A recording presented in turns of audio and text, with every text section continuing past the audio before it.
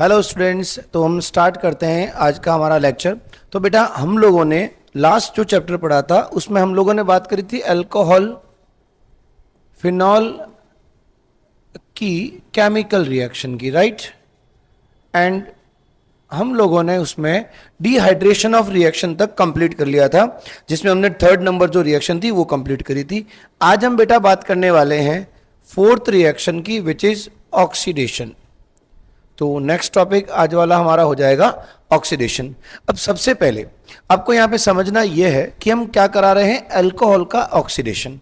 तो बेसिकली आपके दिमाग में एक चीज आ जानी चाहिए कि अल्कोहल का जो बेटा ऑक्सीडेशन होता है, इसमें एक्चुअली रिमूवल ऑफ हाइड्रोजन की बात हम करेंगे। किसकी हम बात करेंगे? रिमूवल ऑफ हाइड्रोजन की। एज यू नो, ऑक्सीजन का एडिशन या removal of hydrogen both are termed as oxidation.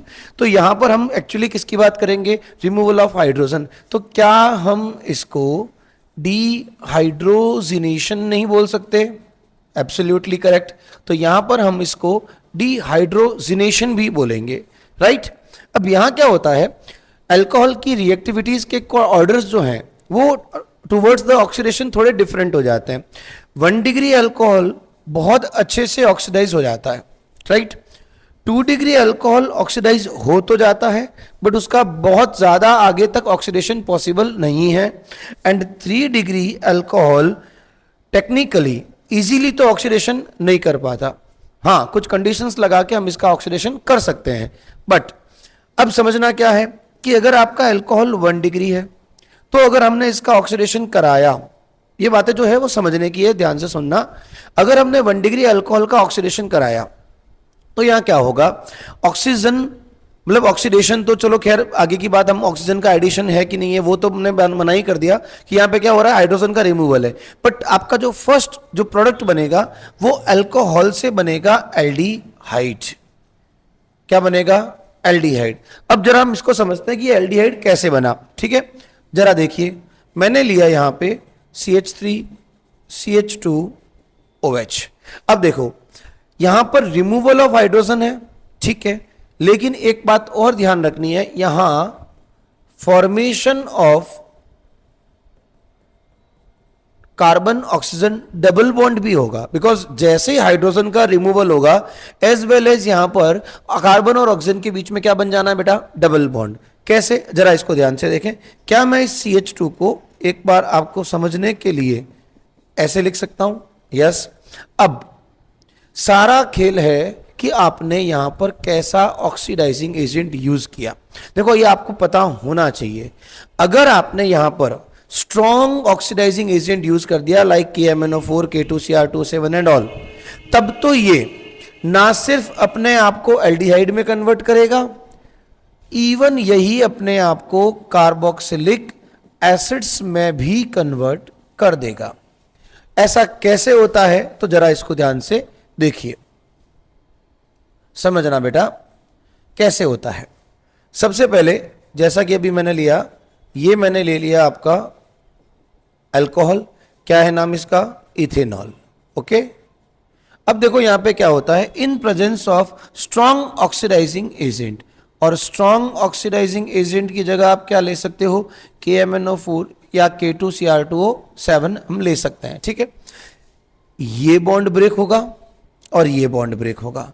जैसे ये दोनों बॉन्ड्स ब्रेक होंगे, देखो समझने के लिए बता दूं अगर आपको, तो कार्बन और हाइड्रोजन के बीच में 2 इलेक्ट्रॉन्स के बीच वजह से बॉन्ड बना है, और ऑक्सीजन और हाइड्रोजन के बीच में भी 2 इलेक्ट्रॉन की वजह से बॉन्ड बना है।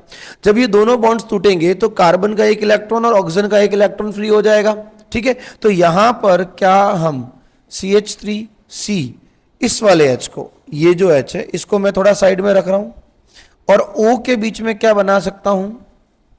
क्या ये हमारा एल्डिहाइड नहीं हो गया? तो क्या हमने एक बार यहां से H2 निकाला और उसकी जगह पे एल्डिहाइड्स बन गए? यस और नो?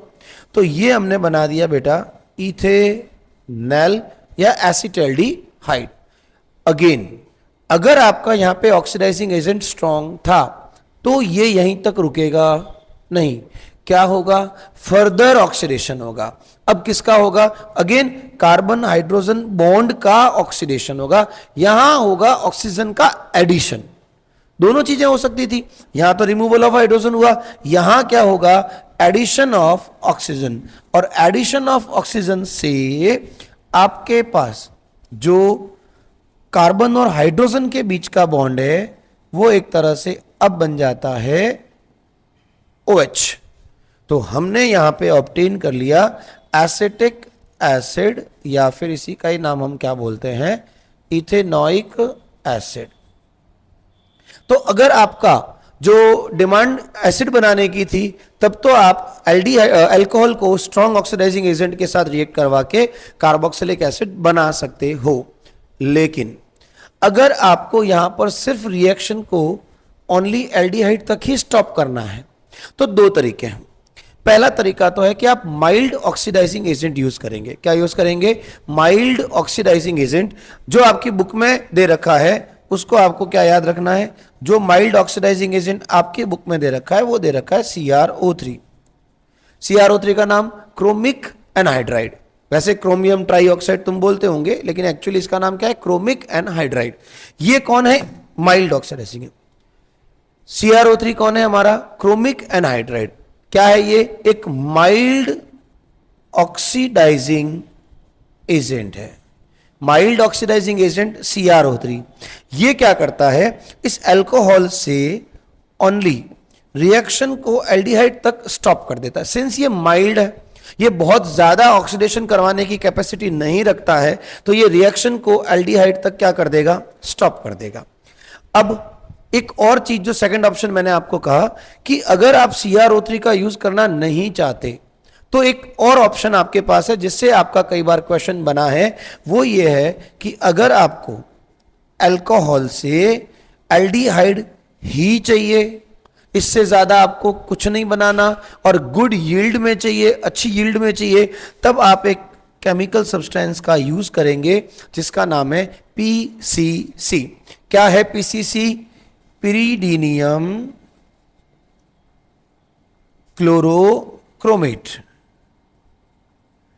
पिरीडीनियम क्लोरोक्रोमेट, यह है PCC की फुल फॉर्म, आ रखी है बेटा, इंपॉर्टेंट हो जाएगा PCC। क्वेश्चन MCQs में आ सकता है कि if you want to prepare aldehydes only by the alcohols in good yield, तो आप क्या लेंगे यहाँ पे, PCC। The reagent used is PCC। ये क्या करेगा, ये आपका डायरेक्ट एल्डिहाइड बना देगा विदाउट एनी रेस्ट्रिक्शंस। इवन अब आपकी बुक में इसी रिएक्शन को इन्होंने कैसे लिखा है, इसी रिएक्शन को आपकी बुक ने एक डबल बॉन्ड को यूज करके भी बताया है कि अगर मैं एक ऐसा अल्कोहल लूं जहां पे ऑलरेडी डबल बॉन्ड है, वैसे देखा जाता है डबल बॉन्ड बहुत अच्छा ऑक्सीडेशन करने की टेंडेंसी रखता है। अब अगर आप डबल बॉन्ड वाले अल्कोहल को, मतलब जिसमें एल्कीन्स हैं, उसके साथ में अगर CrO3 लेते ना, तो CrO3 यहां पे डबल बॉन्ड का भी ऑक्सीडेशन कराने के चांस रखता है। लेकिन PCC की खासियत क्या है, PCC सेलेक्टिवली अल्कोहल के OH बॉन्ड का ही क्या करेगा, ऑक्सीडेशन करेगा, डबल बॉन्ड को बिल्कुल भी चेंज नहीं करेगा। This is the beauty of PCC। CH2OH का बन गया CHO, double bond no change, और ये काम सबसे बेस्ट कौन करवा पा रहा है, PCC, जिसका नाम पिरीडीनियम क्लोरोक्रोमेट है। लेटेस्ट अभी हम कुछ किताबों में एक और रिएजेंट का नाम पढ़ते हैं, हालांकि आपकी वो बुक में नहीं है, वो है PDC, पिरीडीनियम डाइक्रोमेट। पिरीडीनियम डाइक्रोमेट, ये भी आपको आना चाहिए, ये भी आपके आता है, बट NCERT में PCC की ही बात कर रखी है, तो हम उससे आगे हम दिमाग नहीं लगाते। ओके, क्या ये बात समझ में आ गई आपको? ये हो गई बेटा 1 डिग्री अल्कोहल की बात। अब हम बात करेंगे 2 डिग्री अल्कोहल की। अब 2 डिग्री अल्कोहल में हम किसकी बात कर सकते हैं? तो देखो बेटा, पहले तो 2 डिग्री अल्कोहल जो है वो 1 डिग्री से थोड़ा डिफरेंट है। Reason behind is 2 degree alcohol के अंदर आपके पास ऑक्सीडेशन होगा, नो डाउट होगा, हाइड्रोजन निकलेगा, यस डेफिनेटली निकलेगा। कौन सा हाइड्रोजन? ये वाला हाइड्रोजन। किसके साथ? इस वाले हाइड्रोजन के साथ निकल जाएगा। तो आपका यहां पे प्रोडक्ट हो जाएगा बेटा कीटोन्स। क्या बन जाएगा? कीटोन्स। बट नाउ ये कीटोन फर्दर ऑक्सीडेशन इजीली नहीं शो होगा, नॉट इजीली। अब ऐसा क्यों? तो सुनो, ऑक्सीडेशन करने के लिए हमने देखो अभी एल्डिहाइड में क्या बोला कि एल्डिहाइड में आपके पास में एक कार्बन हाइड्रोजन बॉन्ड था जिसपे एक ऑक्सीजन आ सकता था और उसकी वजह से ये एसिड में कन्वर्ट हो सकता था। बट जैसे आप कीटोन को देखोगे तब कीटोन के पास कार्बन हाइड्रोजन बॉन्ड नहीं रहा, इस वाले कार्बन के पास कार्बन हाइड्रोजन बॉन्ड नहीं रहा। तो सर क्या हो गया? कार्बन कार्बन बॉन्ड टूट सकता है, हाँ, but carbon hydrogen bond comparatively easily टूटता है than carbon carbon bond. Carbon carbon bond को थोड़ा स्ट्रॉन्गर मानते हैं हम लोग, तो कार्बन कार्बन बॉन्ड को तोड़ना मुश्किल हो जाएगा, very first thing. Second thing बहुत अच्छे से याद रखना, आपने 1 डिग्री अल्कोहल जो लिया था उसमें जितने कार्बन नंबर थे कितने थे? 2। तो आपको एल्डिहाइड भी कितने कार्बन का मिला? 2। और यहां पे कार्बोक्सिलिक एसिड भी कितने कार्बन का मिला? 2। किसके केस में? 1 डिग्री के केस में। लेकिन अगर आप यही 2 डिग्री लेते हो तो 2 डिग्री में आपके पास कार्बन कितने हैं? 3। कार्बन से जो अल्कोहल से कीटोन बना उसमें भी कार्बन कितने हैं? 3। बट इन केस मैं इस एसीटोन का कीटोन का ऑक्सीडेशन करवाना चाहूं तो पहली बात तो ये इजीली नहीं होता। दूसरी बात, अगर करवाना ही है तो मुझे स्ट्रॉन्ग ऑक्सीडाइजिंग एजेंट देने पड़ेंगे, हाई टेम्परेचर हाई प्रेशर लगाना पड़ेगा, एंड जो भी मुझे कार्बोक्सिलिक एसिड मिलेगा वो मिलेगा by the cleavage of CC bond, either ये वाला या ये वाला। तो बताओ मुझे, इससे जो कार्बोक्सिलिक एसिड्स मिल भी जाए तो उसके कार्बन के नंबर्स जो पेरेंट कीटोन है उससे क्या आएंगे? कम। तो carboxylic acids with laser number of carbon atoms वो ऑब्टेन होंगे। तो ये उतना अच्छा नहीं माना जाता कि भाई कार्बोक्सिलिक एसिड मिलेंगे बट उन पे कार्बन के नंबर्स कम होंगे। मतलब अगर यहां पे कार्बोक्सिलिक एसिड आता है तो that may be acetic acid और फॉर्मिक एसिड। यहां आपको प्रोपेनोइक एसिड 3 कार्बन का तो किसी सूरत में नहीं मिलेगा, यह बात ध्यान रखना। पहली बात तो नहीं होता इजीली, दूसरी बात अगर करवाना है तो आपको स्ट्रॉन्ग कंडीशंस लगानी पड़ेंगी, एंड थर्ड आपको यहां पे एसिड मिल भी गए तो उनके number of carbons similar to acetone नहीं रहेंगे, रिमेंबर।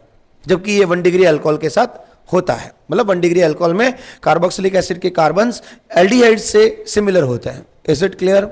क्लियर, समझ में आ गई बात? ठीक है। अब हम 3 डिग्री अल्कोहल की बात करते हैं।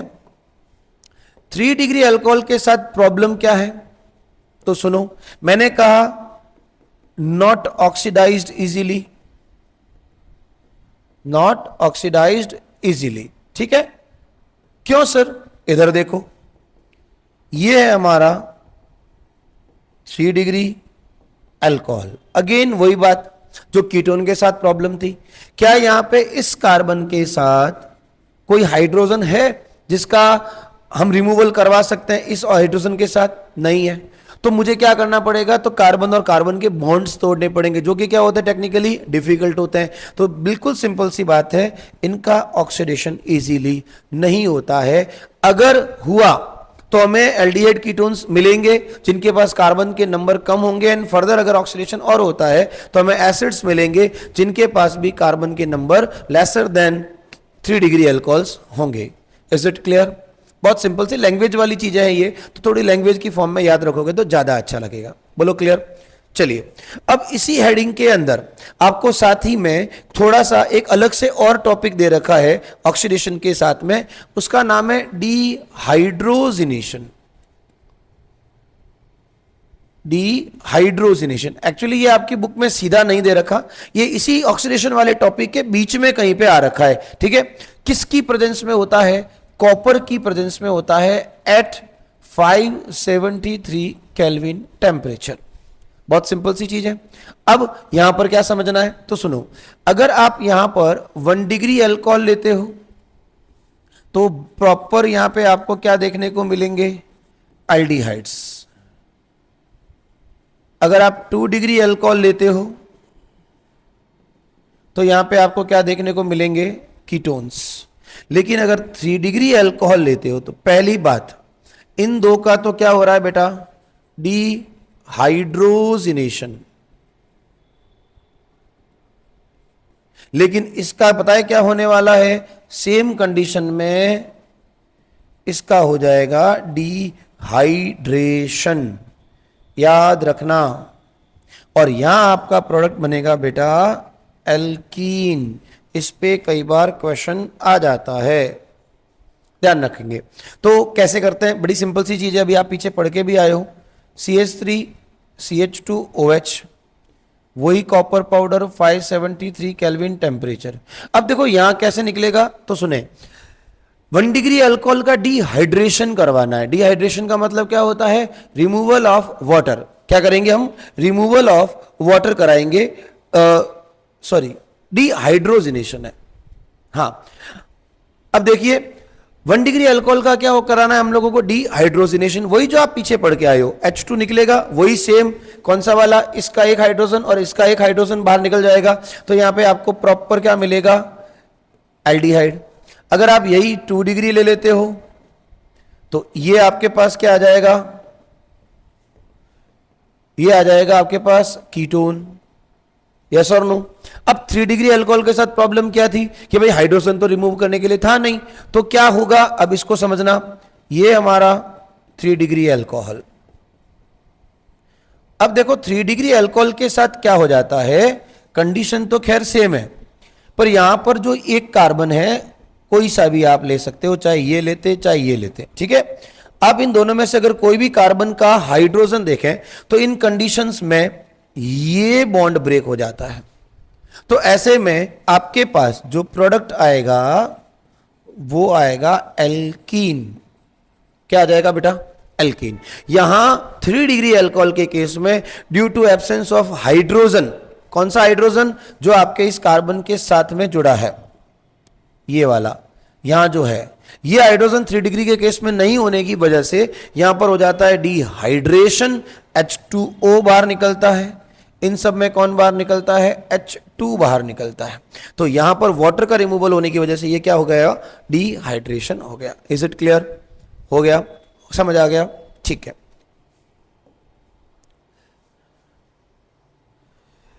नेक्स्ट बेटा आज अपनी हेडिंग हो जाएगी रिएक्शन ऑफ फिनॉल्स।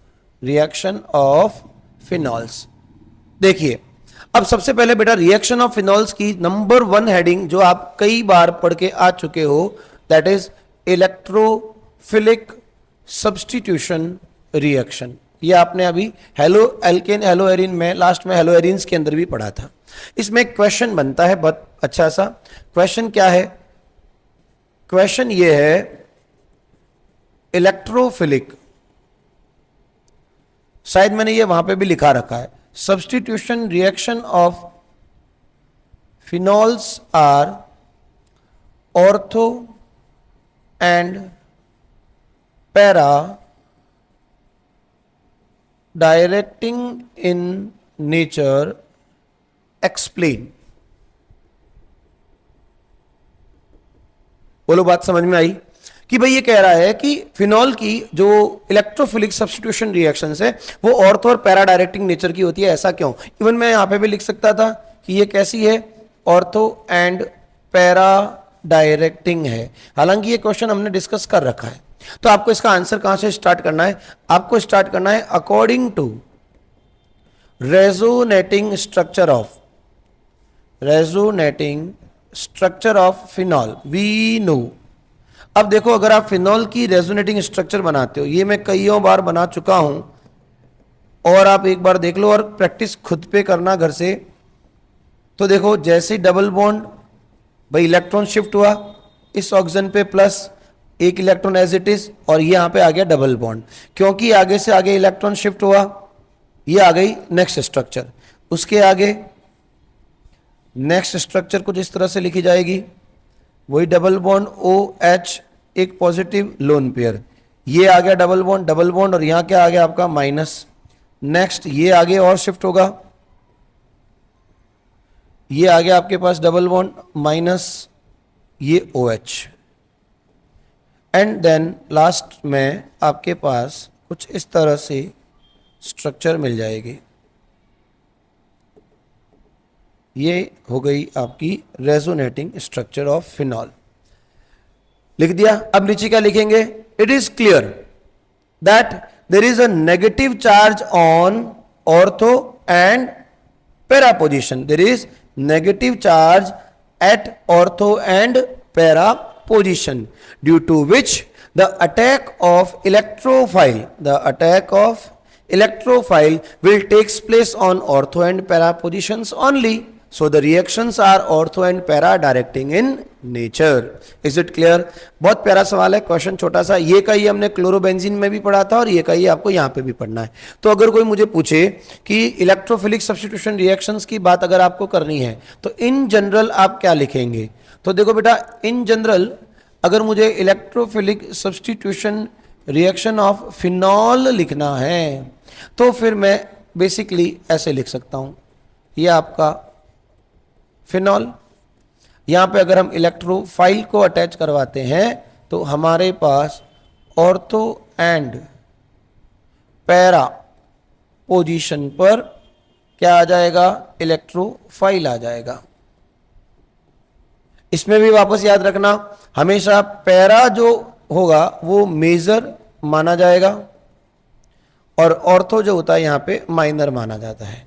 रीजन इसका ये होता है कि इलेक्ट्रोफाइल का जो रिपल्शन है, रिस्ट्रिक्शन है, हिंड्रेंस है, वो पैरा पे थोड़ा कम होता है। इसकी स्टेबिलिटी क्या होती है? थोड़ी अच्छी होती है। ऑर्थो पर कई हिंड्रेंस की वजह से यहाँ पे स्टेबिलिटी को थोड़ा लोअर माना जाता है। ठीक है, अब यहाँ स्टार्ट होती है कुछ रिएक्शंस, कुछ एग्जाम्पल्स। हम उन एग्जाम्पल्स को यहाँ पे थोड़ा डिस्कस करेंगे। सबसे पहला एग्जाम्पल आपकी बुक में दे रखा है मेरे ख्याल से, जहां तक नाइट्रेशन। Yes, nitration. अब देखो यहां पे भी थोड़ा समझना है, चीजें वही है जो पीछे पड़ी थी, अब करना कुछ नहीं है। NO2 ऑर्थो और पैरा पे जुड़ेगा। दो बातें थोड़ी समझने वाली है। क्या है वो बातें?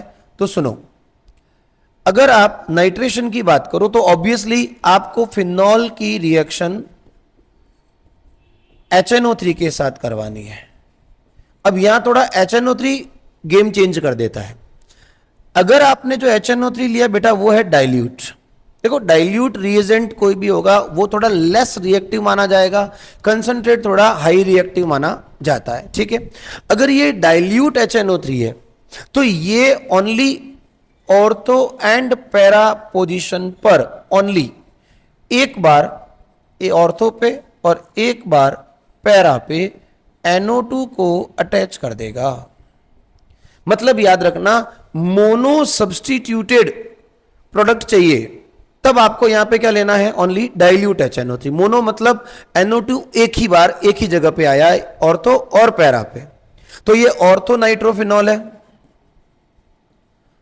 ऑर्थो नाइट्रोफिनॉल, और ये हो जाएगा आपका पैरा नाइट्रोफिनॉल। बोलो क्लियर? लेकिन अगर मैंने फिनॉल के साथ HNO3 ले लिया कंसंट्रेटेड, तो बेटा यहां पर मोनो सब्स्टिट्यूटेड प्रोडक्ट नहीं बनेंगे, यहां पर आपको ट्राई सब्स्टिट्यूटेड प्रोडक्ट मिलेगा। दैट इज 2,4,6 ट्राई नाइट्रोफिनॉल, और इसका मोस्ट इंपॉर्टेंट नेम रहेगा पिक्रिक एसिड। आ सकता है question, structure of picric acid पूछ ले, है ना, IUPAC name of picric acid पूछ ले, है ना, how can you prepare picric acid from phenol, how can you prepare picric acid from phenol, ये भी कन्वर्जन्स आपके आ सकता है, इसका आपको ध्यान रखना है। बोलो ये बात समझ में आई या नहीं आई? ठीक है, बोलो क्लियर है?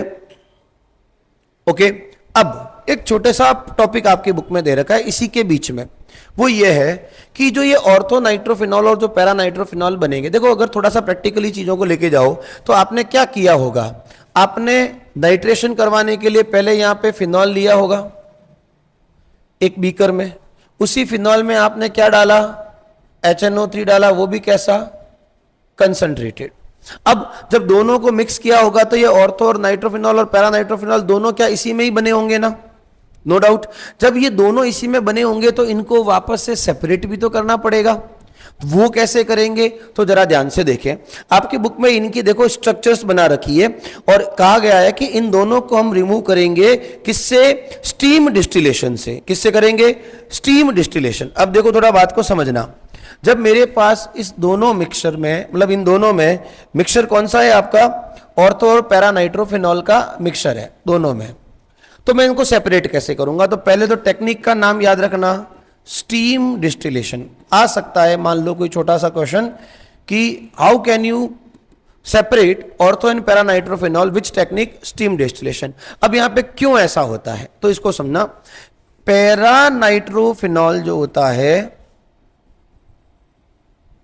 वो लेस वॉलेटाइल है और ऑर्थो नाइट्रोफिनॉल को बोला जा रहा है मोर वॉलेटाइल। ये लाइन आपको याद रखनी है। देखो डिस्टिलेशन अगर आपको याद है तो एक कुछ इस तरह का इंस्ट्रूमेंटेशन इसका रहता है डिस्टिलेशन का।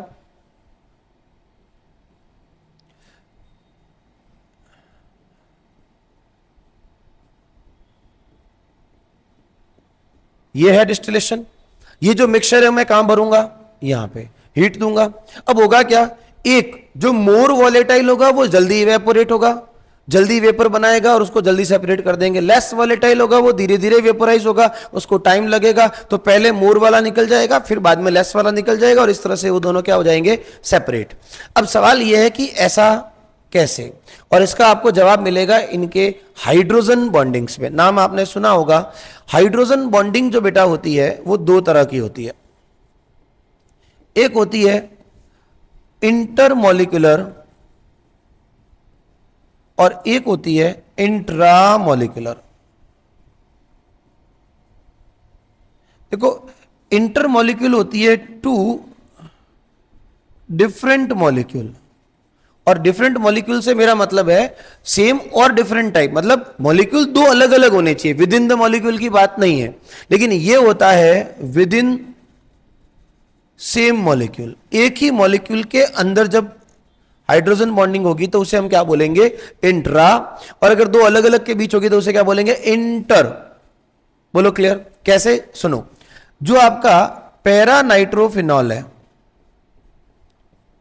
ये OH, ये NO2, अगेन ये OH, ये NO2। NO2 को आप एक काम करो, थोड़ा NO और डबल बॉन्ड O ऐसे करते हैं, तो यहां पर भी NO डबल बॉन्ड O। ये दोनों क्या है, पैरानाइट्रोफिनॉल। एक फिनॉल का हाइड्रोजन दूसरे पैरानाइट्रोफिनॉल के ऑक्सीजन के साथ क्या बना रहा है, हाइड्रोजन बॉन्डिंग बना रहा है। तो इसको मैंने नाम दिया इंटरमॉलिक्यूलर, बिकॉज मॉलिक्यूल दोनों सेम टाइप के हैं बट एक्चुअली तो मॉलिक्यूल अलग अलग है, दो चीज तो अलग अलग है। तो ये हो गई इंटरमॉलिक्यूलर हाइड्रोजन बॉन्ड। दूसरी तरफ इंट्रा में क्या होता है, यही आपका NO2। एक मिनट, अगर वैसे तो ये मैंने सही बनाया था बट आपको कंफ्यूजन ना हो, ठीक है। ये था आपका क्या, ऑर्थोनाइट्रोफिनॉल। और अगर आप इसमें देखो तो यही NO2 इसी मॉलिक्यूल का है और OH भी इसी मॉलिक्यूल का है। तो इसके बीच में जो ये बॉन्ड आपको दिख रहा है ये कहलाता है इंट्रामॉलिक्यूलर हाइड्रोजन बॉन्ड। अब देखो केस क्या है, इंट्रामॉलिक्यूलर जो हाइड्रोजन बॉन्ड है उसमें और इंटरमॉलिक्यूलर हाइड्रोजन बॉन्ड की स्ट्रेंथ में फर्क है। देखो अभी अपन ने बोला ऑर्थो नाइट्रोफिनॉल मोर वॉलेटाइल है, इसका मतलब क्या हुआ, ये लेस स्ट्रॉन्गर है, जबकि इंटरमॉलिक्यूलर क्या है, मोर स्ट्रॉन्गर। बेटा जो बॉन्ड स्ट्रांग होगा उसको तोड़ने में टाइम लगेगा, तोड़ने में टाइम लगेगा मतलब उसकी वॉलेटिलिटी कम होगी, या टाइम टेकिंग प्रोसेस है वॉलेटिलिटी। तो बताओ हमने क्या बोला था कि जो आपका पैरा नाइट्रोफिनॉल है वो क्या है, लेस वॉलेटाइल, मोर टाइम लगेगा। जबकि ऑर्थो नाइट्रोफिनॉल क्या है, क्योंकि इसका बॉन्ड वीकर है कंपेरेटिव टू इसके वीक है, और क्योंकि ये वीक है तो इसकी वॉलेटिलिटी क्या हो जाएगी, ज्यादा। तो यहां पर ये जो कॉन्सेप्ट है हाइड्रोजन बॉन्डिंग वाला, वो थोड़ा आप अपने दिमाग में अच्छे से बिठा के रखना, वो ज्यादा इंपॉर्टेंट हो जाता है। बोलो क्लियर। और दूसरा आ जाता है पिक्रिक एसिड वाला, वो भी आपको अच्छे से याद रखना है। क्लियर। अब आ जाइए आप सेकेंड रिएक्शन पे, हैलोजिनेशन। किसकी, इलेक्ट्रोफिलिक की सेकेंड, क्या नाम है, हैलोजिनेशन। वही सेम नाइट्रेशन हैलोजिनेशन अलग अलग इनके अंदर आते ही आते हैं। तो हैलोजिनेशन की अगर बात करें तो बेटा हैलोजिनेशन में हैलोजन आएगा। यहां पर भी दो केस बनेंगे, थोड़ा देखना ध्यान से। यह है आपका फिनॉल, और फिनॉल की रिएक्शन अगर तुम ब्रोमीन के साथ Br2 के साथ करवाते हो, CS2 या CHCl3 की प्रेजेंस में, ये कौन है, ये है एप्रोटिक सॉल्वेंट, एप्रोटिक सॉल्वेंट। ठीक है। अगर हम इनकी प्रेजेंस में Br2 की रिएक्शन कराते हैं, अगेन याद करो आप लोग, Br2 में से हेट्रोलाइटिक क्लीवेज होता था, वहां हेलोएल्केन हेलोएरीन में हम लोग एनहाइड्रस AlCl3 वगैरह लेते थे। यहां उनकी जरूरत नहीं पड़ेगी, यहां आप सिंपली CS2 या CHCl3 क्लोरोफॉर्म का यूज कर सकते हो। और यहां बेटा आपको मिलेगा ऑर्थोब्रोमोफिनॉल एंड पैराब्रोमोफिनॉल, वही जो अभी आपने पढ़ा, mono substituted product. Temperature 273 kelvin लिख सकते हैं। क्या मिला, मोनो सब्स्टिट्यूटेड प्रोडक्ट, राइट। लेकिन अगर मुझे ट्राई सब्स्टिट्यूटेड प्रोडक्ट, जैसा कि हम लोगों ने किया था पीछे पिक्रिक एसिड के केस में, तो अगर मैं ये लेता हूं तो यहां पर मैं इसको क्या लिख सकता हूं, एक्सेस। ये एक्सेस में नहीं था, ये क्या है, एक्सेस में है। और जब मैं Br2 को एक्सेस में ले लूं, वहां पर हमने कंसंट्रेट HNO3 ली, मतलब ज्यादा अमाउंट ऑफ HNO3 था, तो ये भी टेक्निकली क्या है, ज्यादा अमाउंट ऑफ Br2 है। तो यहां ऑल पॉसिबल पोजीशंस, जो जो संभव थी, कौन सी पॉसिबल थी, दो तो बेटा आपकी होती है ऑर्थो, एक होती है पैरा। तो ये बन जाएगा 2,4,6 ट्राई ब्रोमोफिनॉल। मेन इंपॉर्टेंट बात यहां पर ये याद रख सकते हो, ये एक वाइट पीपीटी का फॉर्मेशन करता है। नेम लगभग उसके जैसा ही हो गया, बट यहां पे व्हाइट पीपीटी। तो आपको पता है क्या पूछ लेते कई बार, phenol in excess of bromine forms a white precipitate X, identify the X and give the chemical reaction. तो ये थोड़ा सा इंडिकेट करने के लिए आपको दे देते हैं कि व्हाइट पीपीटी किसका होता है, क्या नाम है उसका। तो ये बेटा नाम और इसकी रिएक्शन आपको याद रखनी है। बोलो क्लियर हो जाएगा। ये इलेक्ट्रोफिलिक के दो एग्जांपल आपकी बुक में दे रखे थे, वो कंप्लीट होते हैं। नेक्स्ट आपकी सेकंड रिएक्शन, फिनॉल की प्रिपरेशन, केमिकल प्रॉपर्टी में फर्स्ट आपने पढ़ ली इलेक्ट्रोफिलिक सब्स्टिट्यूशन रिएक्शन, और आप सेकंड अभी पढ़ने वाले हो कॉलबेज रिएक्शन। कॉलबेज रिएक्शन, क्योंकि ये नेम रिएक्शन है इसलिए इसको क्या रखोगे आप, इंपॉर्टेंट रखोगे। नाउ अब कॉलबेज रिएक्शन में देखो क्या करना है। यहां पे बेसिक मीडियम में अल्कोहल की रिएक्शन होती है CO2 के साथ, है ना। तो कॉलबेज रिएक्शन को रिमाइंड कैसे करना है, reaction of phenol in basic medium with CO2। ठीक है। देखो सबसे पहले तो बेटा फिनॉल जो होता है वो एसिडिक नेचर का होता है। तो आप जानते हो अगर फिनॉल एसिडिक है तो बेस के साथ ये क्या बनाएगा, सबसे पहले सॉल्ट।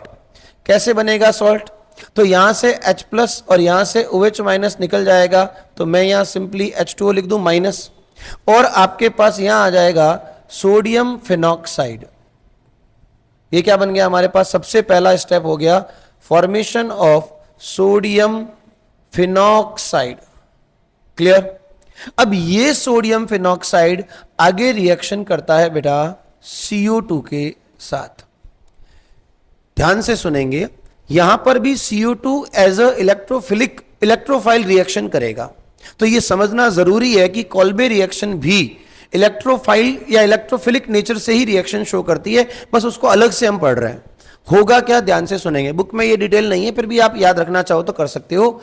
CO2 खुद को कुछ इस तरह से ब्रेक करेगा जिससे ऑक्सीजन पे माइनस और कार्बन पे क्या आ जाना है, प्लस। आप भी जानते हो फिनॉल ही है आखिर में, तो ये बेसिक मीडियम में ये क्या करता है, रेजोनेंस करता है। तो रेजोनेंस में ऑर्थो और पैरा पोजीशंस रहती है। यहां पर ऑर्थो पोजीशन पे लगा hydrogen as a electrophile substitute होगा किससे, इस कार्बन से। कार्बन के ऊपर क्या है, पॉजिटिव। हाइड्रोजन किस फॉर्म में निकलेगा, पॉजिटिव की फॉर्म में। तो जरा सोच के बताओ, क्या हम ऑर्थो पोजीशन पर इस कार्बन को रख सकते हैं जिसके पास ऑलरेडी क्या है, एक डबल बॉन्ड O। अच्छा, इस वाले ऑक्सीजन पे क्या आना है बेटा, O माइनस, और उस माइनस के साथ ये निकलने वाला H+ क्या हो जाता है बेटा, ऐड हो जाता है। क्या हो जाता है, ऐड हो जाता है। ये हमारे पास में इस वाले कार्बन पे CO2 की वजह से क्या आ गया, कार्बोक्सिलिक एसिड आ गया। हालांकि आपकी बुक में इसी में साथ ही साथ H+ को ऐड करा रखा है, मैं उसको एक अलग स्टेप में लिखूं। अगर मैं यहां पे H+ मतलब एसिड ले आऊं तो पता है क्या होगा, ये Na+ इस HCl के Cl के साथ, अगर ये H+ आएगा तो अकेला तो नहीं आएगा, Cl- आएगा। तो बताओ यहां से रिमूव क्या हो जाएगा, NaCl। एंड फाइनली आपके पास ये OH वापस आ गया और ये आ गया COH। बेटा इसका क्या नाम हमने कई बार पढ़ा है अभी बीच में, सैलिसिलिक एसिड। बोलो बात समझ में आई या नहीं आई। ये वाली चीज जो मैं आपको बता रहा हूं बेटा, ये आपकी बुक में डायरेक्ट सब कुछ नहीं लिखा हुआ है, सीधा CO2H+ से ये बना रखा है। समझने के लिए ये समझ सकते हो, डायरेक्ट लिखना चाहो डायरेक्ट लिख सकते हो। अपन ने इसको क्लियर कर दिया, क्लियर है ना। ये हो गई आपकी कॉल्बे रिएक्शन कंप्लीट। अब एक देखो, थोड़ा सा सोचो, क्या इस कॉल्बे रिएक्शन के सैलिसिलिक एसिड को अगर हम चाहें तो फर्दर एसिटिक एनहाइड्राइड के साथ रिएक्शन करवा के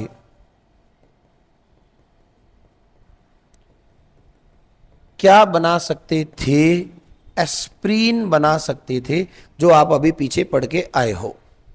है नहीं बुक में, लेकिन कभी कभी एग्जाम में ऐसे धोखे हो जाते हैं, तो आपको उन धोखों के लिए क्या रहना है, प्रिपेयर। कल को अगर ऐसा आ गया, phenol in acidic medium reacts with CO2 and H+ forms a compound X. X further reacts with acetic anhydride and forms a product Y, and Y is act as a drug. ये मैंने आपको बताया था, aspirin एक drug की तरह analgesic antipyretic होती है। Identify X and Y and give the chemical reaction। यहां ना सिर्फ कॉल्बे को लाया, कॉल्बे के साथ में पीछे जो हमने सैलिसिलिक एसिड से रिएक्शन करवा के बनाया था वो भी दे दिया। आ सकता है, यू हैव टू प्रिपेयर्ड, आपको पहले से ये चीजें दिमाग में रखनी पड़ेगी। थर्ड रिएक्शन की बात करें, one of the favourite reaction है एग्जामिनर की,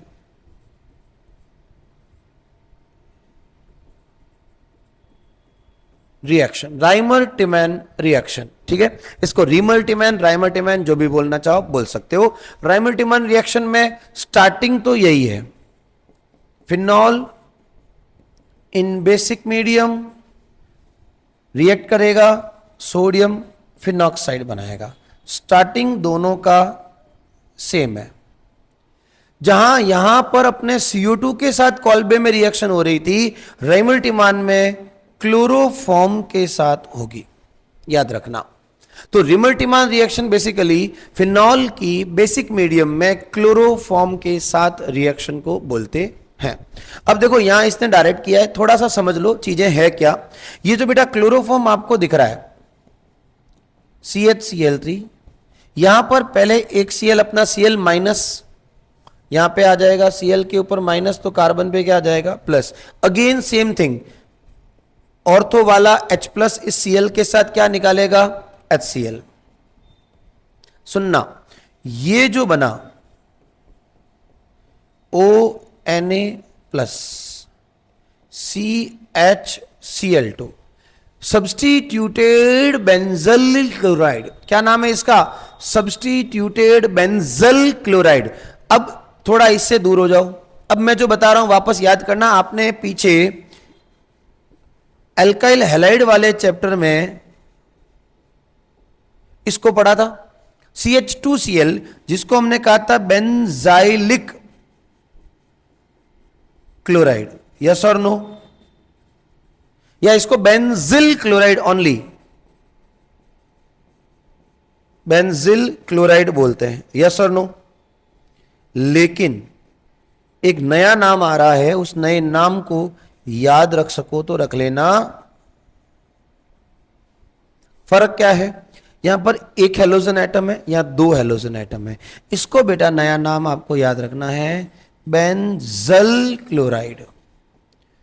अब क्योंकि यहां पे ONA वगैरह है तो इसको हमने सब्स्टिट्यूटेड बेंजल क्लोराइड बोला है, बट मुझे इस पे फोकस करना है आपको कि benzyl chloride and benzyl chloride क्या क्या होता है। इसको अच्छे से दिमाग में रखना, आ सकता है क्वेश्चन। ये थोड़ा इससे हटकर है, मतलब मैं साइड में बता रहा हूं, लेकिन ये चीज समझना जरूरी है, इंपॉर्टेंट है। बेंजल एंड बेंजिल, ठीक है। चलो आगे। अब आगे क्या होगा तो सुनो, देखो पहले तो इस सैलिसिलिक एसिड को हम सेपरेट रखते हैं, है ना, ये रिएक्शन पूरी सेपरेट है। अब ये जो सब्स्टिट्यूटेड बेंजिल क्लोराइड बना, ये रिएक्शन करता है 2 टाइम किसके साथ? NaOH के साथ। अब इसने 2 नहीं लिखा है, बट याद रखना यहां पे एक्सेस है, 2 है। दोनों NaOH के OH माइनस और Na प्लस, इन दो Cls के साथ, Cl माइनस के साथ NaCl बाहर निकालेंगे। समझा देता हूं, लिखना नहीं है आपको एग्जाम में। ये ONA, CHCl, ये दोनों NaOH क्या निकाल देंगे? NaCl। अब सोचो एक ही कार्बन पर क्या आने वाले हैं? 2 OH। क्या एक ही कार्बन पर बेटा 2 OH स्टेबल होते हैं? नहीं। क्या निकलेगा?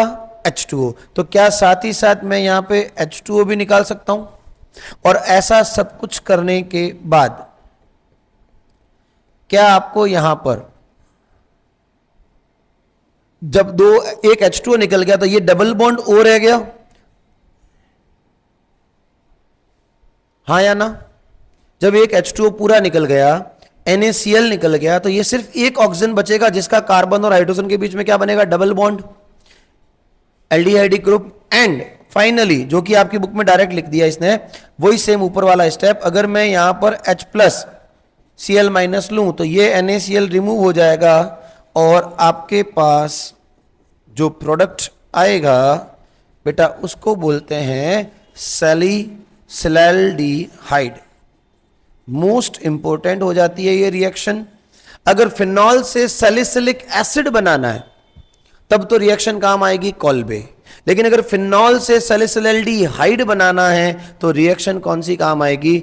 राइमर्टिमान। ये दोनों रिएक्शन कईयों बार एग्जाम में पूछी जा चुकी है, डोंट फॉरगेट, ठीक है। 2 रिएक्शन कंप्लीट। अब आ जाते हैं लास्ट 2 रिएक्शन और बची है, 4th एंड 5th। 4th और 5th। 4th रिएक्शन आपके बोल रखी है बेटा reaction with zinc dust, reaction with zinc dust. Actually ये एक तरह की रिडक्शन रिएक्शन है, बहुत सिंपल रिएक्शन है। फिनॉल को जब आप जिंक के साथ गर्म करते हो तो फिनॉल के इस ऑक्सीजन को ये जिंक रिमूव कर देता है in the form of zinc oxide. ऐसा का ऐसा काम हमने किया था ओजोनोलाइसिस के लास्ट स्टेप में, याद करो। जब ओजोनाइड बन जाता है तो ओजोनाइड की रिएक्शन जिंक के साथ करवाते हैं तो जिंक ऑक्सीजन को रिमूव करके एल्डिहाइड्स या कीटोन्स का फॉर्मेशन करता है, वही काम यहां हो रहा है। तो जिंक एक्चुअली ऑक्सीजन को रिमूव कर रहा है, और क्योंकि फिनॉल से ऑक्सीजन रिमूव हो चुका है तो यहां क्या बचा? ये क्या हो गया? बेंजीन। ये भी कहने को एक छोटी इंपॉर्टेंट रिएक्शन है। How can you prepare benzene from phenol? Benzene phenol से कैसे बनेगा? एंड लास्ट रिएक्शन जो है वो एक्चुअली आपके ऑक्सीडेशन कहलाती है। तो ऊपर वाली तो है रिडक्शन, नीचे वाली क्या है? ऑक्सीडेशन। क्या है ये? फिनॉल को जब ऑक्सीडाइज करवाते हो, या तो वो एयर की प्रेजेंस में खुद से ऑक्सीडाइज हो जाए, लेकिन वो एक स्लो प्रोसेस है। लेकिन अगर आप इसको Na2Cr2O7, ये भी कौन है? ऑक्सीडाइजिंग एजेंट है। K2Cr2O7 या Na2Cr2O7 quite similar, oxidising agent, oxidation करेंगे। याद रखना इसकी रिएक्शन एग्जैक्टली आपके मतलब वो कैसे हुआ वो तो उतना डिटेल में नहीं है, लेकिन ये प्रोडक्ट कर बड़ा काम का है। ये जो प्रोडक्ट आता है इसको बोलते हैं पैराबेंजोक्विनोन। नाम याद रखना, पैराबेंजोक्विनोन, जो कि पिंक कलर का होता है। कई बार ऐसा एग्जाम में प्रैक्टिकल्स वगैरह में क्वेश्चन पूछ लेते हैं कि फिनॉल समटाइम पिंक कलर की अपीयरेंस शो करता है, कैसे? तो याद रखना, फिनॉल ऑक्सीडाइज्ड हो जाता है। अब अगर वो लैब में पड़ा है तो टाइम के साथ साथ ऑक्सीजन के साथ रिएक्शन हुई होगी, तो उस केस में वो पैराबेंजोक्विनोन में बदल जाता है and that is pink in colour. Light pink colour का फिनॉल जो है यहाँ पे रिएक्शन करता है। यहाँ पे स्मॉल एसिडिक, तो ये आपको पता ही है, एसिडिक K2Cr2O7 या एसिडिक Na2Cr2O7 हम यहाँ पे लेते हैं। This is the important reactions of phenol. चारों रिएक्शन इंपॉर्टेंट है। इलेक्ट्रोफिलिक तो थोड़ी बहुत टेक्निकली आपने पढ़ भी रखी है और थोड़ी बहुत आपको यहां पे याद रखनी पड़ेगी, लाइक पिक्रिक एसिड वगैरह। Second, Kolbe is most important, ट्राइमल्टीमान is most important. Zinc dust वाला पूछा जा सकता है, how can you prepare benzene from phenol. And third आपका यहां पे पूछा जा सकता है कि फिनॉल को पैराबेंजोक्विनोन में कैसे कन्वर्ट करेंगे, या phenol in presence of oxygen or oxidizing agent forms a pink color substance X, identify the X and give the chemical reaction. Is it clear? तो मेरे ख्याल से आपके फिनॉल की केमिकल प्रॉपर्टीज बेटा यहाँ पे कंप्लीट हो जाती है।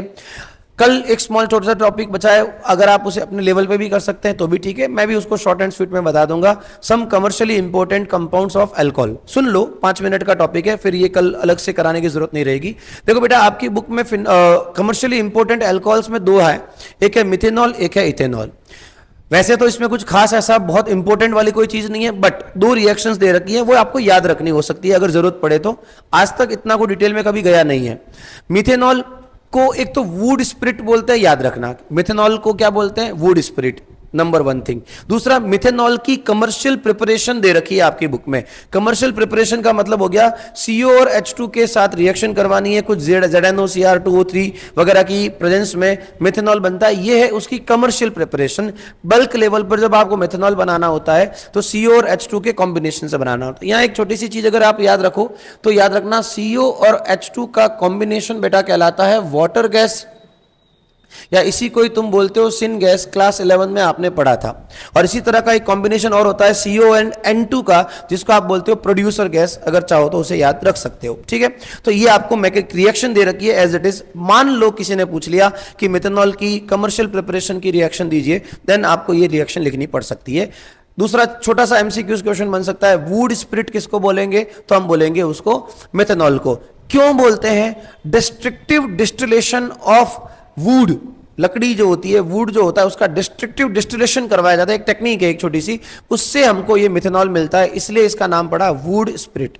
वन मोर थिंग अगर आप याद रखें, लैब में अगर आपके पास में बुनसन बर्नर्स है देन अलग बात है, लेकिन अगर आपके लैब में स्पिरिट लैंप्स है, नाम सुना होगा कभी, लैब में गए होंगे तो स्पिरिट लैंप, तो स्पिरिट लैंप के अंदर जो भरा जाता है बेटा वो भी कौन होता है? मेथेनॉल होता है, इंपॉर्टेंट है ना। तो कोई पूछ ले कि भाई स्पिरिट लैंप में जो भरा जाता है वो लिक्विड कौन सा है? मिथेनॉल यूजुअली भरते हैं। इथेनॉल भर सकते हैं, बट इथेनॉल और दूसरे रिएजेंट बनाने में हेल्पफुल है, इंपॉर्टेंट रिएजेंट है, इसलिए इथेनॉल को हम जलाकर खराब नहीं करते। मिथेनॉल बहुत कम रिएक्शंस में काम आता है, तो मिथेनॉल को एज अ स्पिरिट लैंप में फ्यूल की तरह यूज कर सकते हैं। देन आपके उसके नीचे आता है इथेनॉल। इथेनॉल में भी जस्ट लाइक सेम कैरेक्टर्स दे रखे हैं, इथेनॉल C2H5OH होता है वगैरह। 2 मेथड्स दे रखे हैं, उसमें से एक एंजाइम्स के नेम इंपॉर्टेंट है आपके। एक तो आपको जब सुक्रोज C12H22O11 अपनी बुक खोल के सामने रखेंगे तो शायद मेरी बातें जल्दी आपको समझ में आएगी। सुक्रोज का आपको करवाना है hydrolysis in presence of invertase enzyme, important है। इन्वर्टेज एंजाइम याद रखना, सुक्रोज को हाइड्रोलाइज करवाता है, ब्रेक करवाता है, ये हम वैसे बायोमोलिक्यूल में भी वापस देखेंगे। तो उससे बनते हैं तुम्हारे पास ग्लूकोज एंड फ्रक्टोज। क्या बनते हैं? ग्लूकोज एंड फ्रक्टोज बनते हैं। इन दोनों में से ग्लूकोज या फ्रक्टोज को अगेन हम लोग जाइमेज एंजाइम, ये दोनों एंजाइम इंपॉर्टेंट है, इन्वर्टेज एंड जाइमेज। इन्वर्टेज तो सुक्रोज को तोड़ता है ग्लूकोज और फ्रुक्टोज में, एंड फर्दर ग्लूकोज या फ्रुक्टोज जाइमेज एंजाइम की प्रेजेंस में ब्रेक होते हैं किसमें, एथेनॉल में। ये इंपॉर्टेंट है, साथ में CO2 गैस निकलती है। तो एथेनॉल की कमर्शियल प्रिपरेशन हम लोग इस तरीके से एंजाइम्स की प्रेजेंस में करते हैं, और एंजाइम्स के नेम इंपॉर्टेंट है। देन उसके नीचे एक बहुत इंपॉर्टेंट क्वेश्चन आ जाता है जो कि आ रखा है एग्जाम में, डीनेचुरेशन ऑफ अल्कोहल। याद रखना, स्मॉल सा टॉपिक है, क्या नाम है उसका, डीनेचुरेशन ऑफ अल्कोहल। अब होता क्या है, देखो अल्कोहल अगर आप प्योर फॉर्म में लेते हो, एब्सोल्यूट फॉर्म में लेते हो, तो उस अल्कोहल को लोग या कोई भी as a drinking purpose use कर सकता है उसको डाइल्यूट करके। लेकिन अगर मुझे अल्कोहल को, प्योर अल्कोहल को अनफिट बनाना है फॉर ड्रिंकिंग पर्पज, उसे पीने के लायक नहीं बनाना है, तो अल्कोहल में दो इंपॉर्टेंट चीजें मिक्स कर दी जाती है। दोनों का रोल भी याद रखना। एक तो आपको डालना पड़ेगा कॉपर सल्फेट। कॉपर सल्फेट से उसके अंदर ब्लू अपीयरेंस आ जाती है। तो कॉपर सल्फेट डालने के पीछे का पर्पज अल्कोहल में ब्लू अपीयरेंस लाना। और एक डाला जाता है इसमें पिरिडीन, और इससे आती है फोल स्मेल, मतलब गंदी अजीब सी स्मेल आ जाती है। इन दोनों को डालकर अल्कोहल की अपीयरेंस को एज वेल एज उसकी स्मेल को खराब कर दिया जाता है। अल्कोहल की ओरिजिनल प्रॉपर्टी को खराब नहीं करते, तो वो केमिकल रिएक्शंस में तो काम आएगा, लेकिन वो किसी के लिए पीने के लिए अनफिट हो जाएगा। तो कल को सवाल आ गया, write a short note on denaturation of alcohol, तो आपको लिखना है to make alcohol unfit for drinking purpose, copper sulfate and pyridine is mixed with the alcohol and this is known as denaturation of alcohol, है ना। और इनका role क्या है वो भी यहां पे आपको याद रखना हो सकता है, इंपॉर्टेंट है, ठीक है। चलिए, तो अल्कोहल कंप्लीट होता है, फिनॉल कंप्लीट होता है। नेक्स्ट लेक्चर में हम ईथर की बात करेंगे, तो ईथर और उसकी प्रिपरेशन और केमिकल प्रॉपर्टीज को हम डिस्कस करेंगे। Thank you, stay tuned.